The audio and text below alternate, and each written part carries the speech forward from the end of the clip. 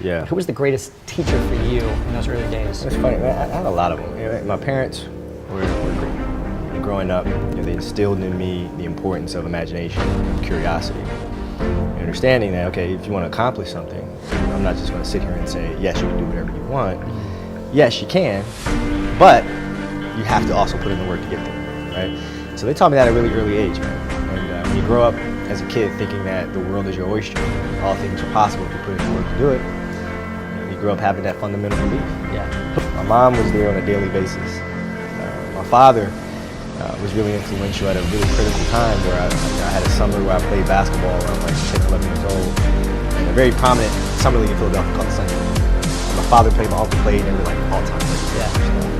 Will Chamberlain played in the league, early playing pro. And here I come playing, and I don't score 1 point the entire summer. Really? Not one. How old were you? 11, 10, 11. You were playing against other 10, 11-year-olds? Or you didn't score once? Not one. Were you in the game? I was in the game. How did you not score? That was terrible. And I scored not a free throw, nothing. Not a lucky shot, not a breakaway layup, 0 points. And I remember crying about it and being upset about it. And my father just gave me a hug and said, listen, whether you score 0 or score 60, I'm going to love you no matter what. Wow. Now that is the most important thing that you can say to a child. Because from there, I was like, okay, that gives me all the confidence in the world to fail. I have the security there. But to hell with that, I'm scoring 60. Let's go. Right. And from there, I just went to work. And I stayed with it. I kept practicing. Is that when you think the mentality of hard work started to come in for you at that age, when you failed so miserably, I guess, that summer? I think that's when the idea of understanding a long-term view became important.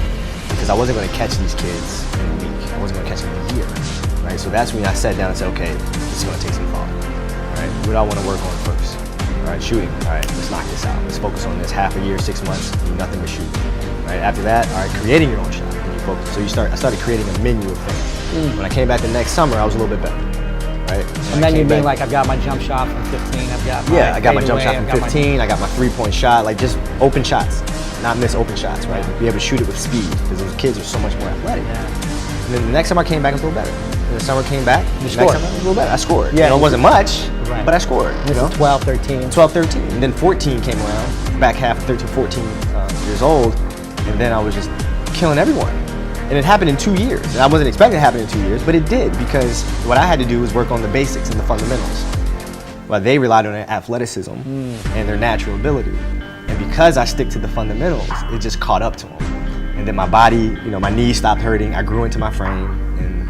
And then your athleticism, once you have the fundamentals, the hard work, the mindset, and you tack on the athleticism, it's game over. Then it was game over. Wow. So from 13, you're good, average still? I was good. And then about the end of my, right when I was turning 14, I became the best player in the state. At 14? At 14. So from 12 to 14, you went from scoring 0 to being the best in the state. Of all ages. Yep. But it's simple. Like if you do the math on this, right? Like if you're thinking about how often kids are playing, right? And I tell this to my daughter and my daughter's team as well that I coach. It's a simple thing of math. If you want to be a great player, if you play every single day, 2-3 hours, every single day over the course of a year, how much better are you getting? Most kids will play maybe an hour and a half, 2 days a week. Right. Do the math on that. It's not going to get it done. It's not going to get it done, right? So if you're obsessively training 2-3 hours every single day over a year, over 2 years, you're accelerating. You make quantum leaps, man. Just doing a summer camp for 2 weeks, you see a difference. I remember playing basketball. You see it. You get a lot better. You come back more confident playing on the playground with guys who used to beat you. Yeah, and I tell the parents of my team, I said it's when I say your kids are going to become great basketball players, and they're like, really? Like, yeah, it's not. There's no. It's math. It's it. Show up every single day. Show up every single day. Do the work. You have this mindset, but how did you develop that? I don't know if that's what you call the Mamba mindset, but how did you develop that?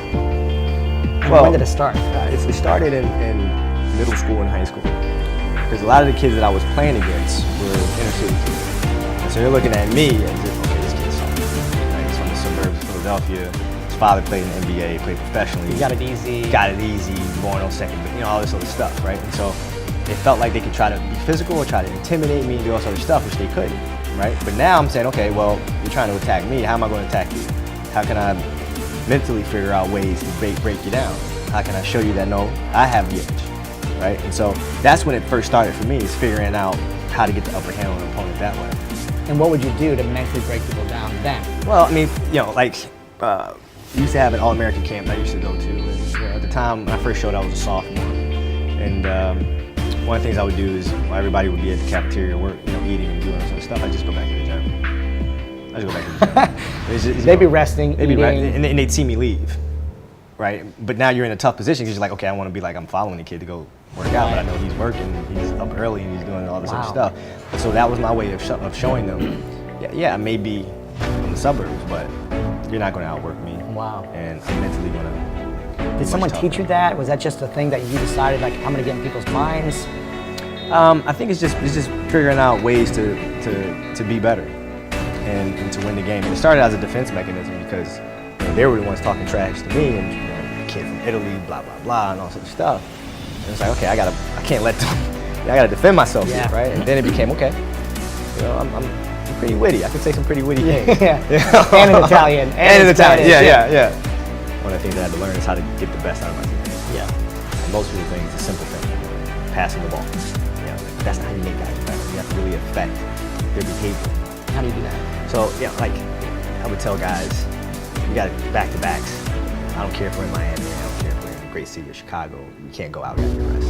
Right? Back-to-back games. Back-to-back games, right? Monday, Tuesday. You play Monday, you play again Tuesday. Guys aren't gonna listen, right? You're right. So a few times, say, all right, well, I'll go out. Go out together. Really? I'll drink with you, right? But the next morning, I'm banging on your door at 5 in the morning. Let's go. They're not getting Where are we going? I hung out with you. Now you come hang out with me. Wow. This is what we do. All right, let's go. And we're at the gym. We're working out. Right. We hit the bus. We go to practice. We play that night. And they're dead. And they're dead. And they're like, oh, lesson learned. Really? Lesson So learned. you take them out once. Listen, if you're gonna do that, do that. But don't let that compromise what we're here to do. Right. This is why we're here. This is why you're here in the first place.